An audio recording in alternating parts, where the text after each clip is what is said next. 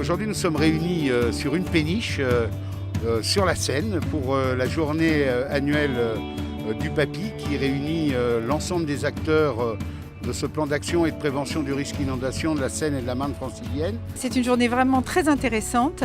Ça nous permet de croiser des partenaires qu'on n'a pas l'habitude de rencontrer, de mettre en commun nos pratiques. Je trouve que c'est à la fois extrêmement utile, même indispensable, et en même temps ça se fait dans la bonne humeur. Beaucoup d'échanges, notamment sur la culture du risque et comment faire progresser cette culture du risque auprès de différents publics. Ce sont plus de 180 personnes qui ont répondu à cette invitation pour venir à la fois partager des expériences, faire part d'un certain nombre de questionnements. Le but de cette conférence, c'est de faire une synthèse de tous les ateliers qui ont été animés ces derniers mois, de manière à faire un retour, déjà de partager ces ateliers avec le plus grand nombre, élargir le cercle du réseau d'animateurs, puis de faire un bilan intermédiaire, de permettre de se projeter sur la suite des ateliers, trouver des thématiques porteuses et qui soient en adéquation avec les attentes de nos partenaires. Le PTB envisage les actions comme un éventail de possibles, c'est-à-dire qu'on va autant toucher les publics jeunes au niveau des écoles, mais on va aussi toucher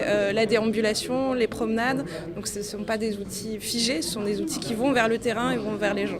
Toutes ces expériences sont intéressantes, elles doivent converger vers un but, c'est informer et que les gens aient la connaissance du risque pour mieux vivre la crise le jour où ça arrivera. On peut se poser la question de savoir ce qu'on veut développer sur notre territoire et à mon avis, se rapprocher de l'établissement public fait que peuvent nous apporter tout un panel d'actions et on n'a pas forcément à inventer les choses.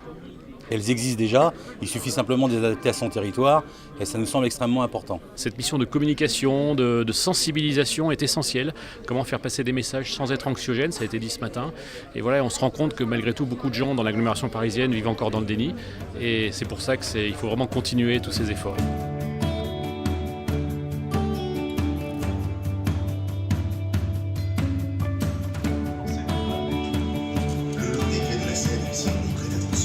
J'ai trouvé ça très bien, j'étais très intéressée. Vous m'avez dit que ça durait 1h30, 1h20. Finalement, j'ai pas vu le temps passer. J'ai trouvé ça très positif avec une durée de débat qui était suffisante, ce qui n'est pas toujours évident à organiser.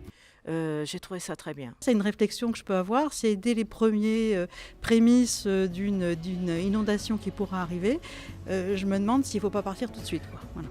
Première édition, on va dire, de la conférence annuelle du Papy où les objectifs ont été atteints à la fois sur la participation, sur la qualité des interventions et sur, on va dire, l'enrichissement personnel que chacun a pu avoir en participant à cette journée.